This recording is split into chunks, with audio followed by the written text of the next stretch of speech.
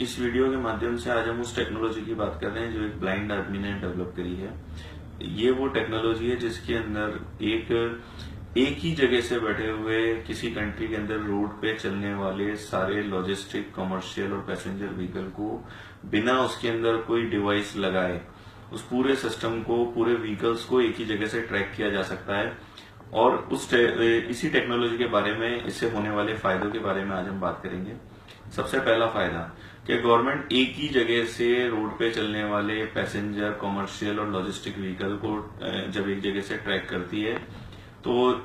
उससे road safety का जो सबसे बड़ा एक इशू है, एंटी सोशल एलिमेंट्स जिस तरह से देश की सुरक्षा को नुकसान पहुंचाने की कोशिश करते हैं, चाहे वो मेट्रो सिटी हो, चाहे रूरल एरिया हो, इंडस्ट्रियल एरिया हो, धार्मिक स्थल हो या नक्सलाइट एरिया हो, तो सस्पेक्टेड व्हीकल को इससे निगाह रखी जा सकती है। उसके साथ साथ ट्रैफिक कंट्रोल किया जा सकता है, ट्रैफिक पे होने वाले रश को और ट्रैफिक मेजरमेंट करके डाइवर्ट करने के लिए या हाईवेज के डेवलपमेंट के लिए इस पे काम किया जा सकता है। उसके बाद जिस तरह से रोड सेफ्टी बिल सरकार लाना चाह रही है कि रोड में, सड़क पे होने वाली दुर्घटनाओं में कमी आए, तो इस सिस्टम की एक जो सबसे बड़ी खासियत है कि ये व्हीकल के साथ साथ होने वाले अपना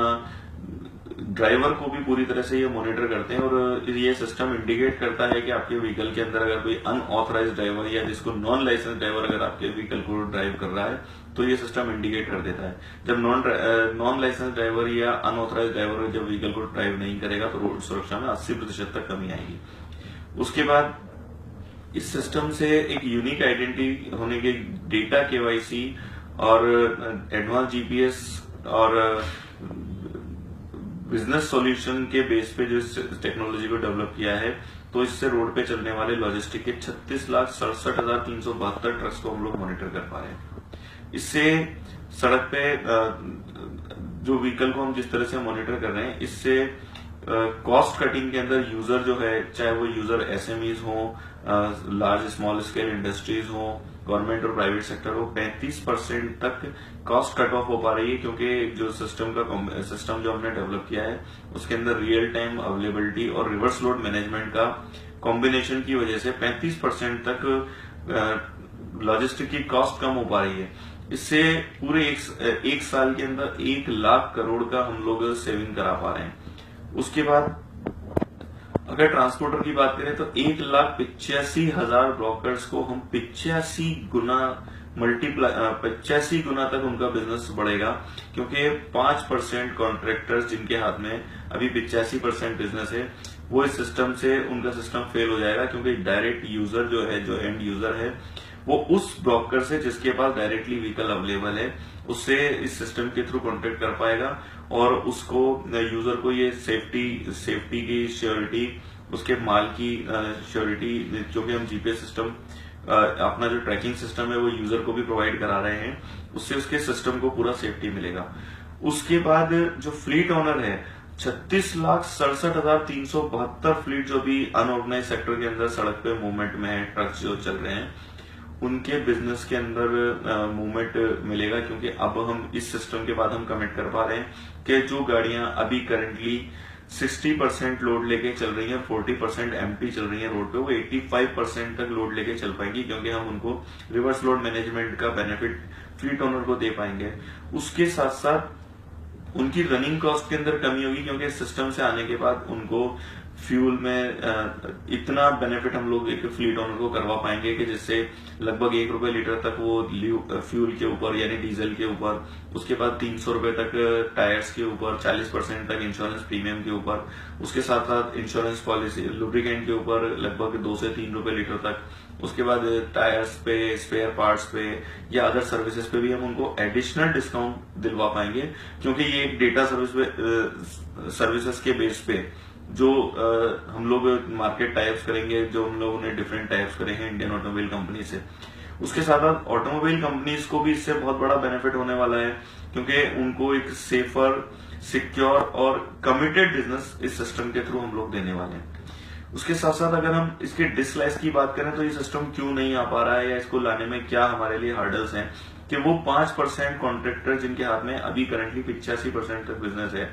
वो लोग इस सिस्टम के लिए छोटे ट्रांसपोर्टर्स को या फ्लीट ओनर्स को मिसगाइड करने की कोशिश कर रहे हैं। उसके साथ साथ वो ये भी कोशिश कर रहे हैं कि सिस्टम किसी तरह से डिस्ट्रॉय हो जाए या इस तरह का सिस्टम नहीं आ पाए। उसके बाद जो सबसे बड़ी परेशानी है कि एंटी सोशल एलिमेंट्स जो हैं वो भी कोशिश कर रहे हैं कि ये सिस्टम हम लोग हमारे हाथ में से वो लोग हथिया लें, ताकि देश की सुरक्षा के अंदर एक बहुत बड़ा चैलेंज वो लोग खड़ा कर पाए कि वो किसी भी तरह से सड़क पे चलने वाले व्हीकल्स के थ्रू या किसी भी और पावर के थ्रू वो इस सिस्टम को डिस्ट्रॉय करके देश की सुरक्षा के अंदर नुकसान पहुंचा पाए। उसके बाद जीपीएस सर्विस प्रोवाइडर जो आज अभी करंटली इस सिस्टम को जो गवर्नमेंट अडॉप्ट कर रही है 31 मार्च 2016 से, जो रोड पे चलने वाले ट्रांसपोर्ट और कमर्शियल व्हीकल्स, पैसेंजर व्हीकल्स के ऊपर जीपीएस लगाना जो रोड सेफ्टी बिल के बाद गवर्नमेंट कंपलसरी कर रही है, और जो इसकी कॉस्टिंग 25,000 रुपए के आसपास एक जीपीएस डिवाइस की कॉस्टिंग डिसाइडेड है, तो उनकी कमाई के अंदर बहुत बड़ा फर्क पड़ने वाला है। क्योंकि हम इस सिस्टम को जो लेके आ रहे हैं, ये सिस्टम फ्री है फ्लीट ओनर्स के लिए, इस पे 1 रुपए की भी लागत नहीं है, और उसके बावजूद इसके अंदर जो फीचर्स हैं वो करंट जीपीएस प्रोवाइडर जो सर्विसेज प्रोवाइड कराने जा रहे हैं उनके अंदर वो फीचर्स नहीं है, तो वो भी नहीं चाहते कि हम सिस्टम को लेके आए। उसके बाद हम कोशिश कर रहे हैं कि पीएम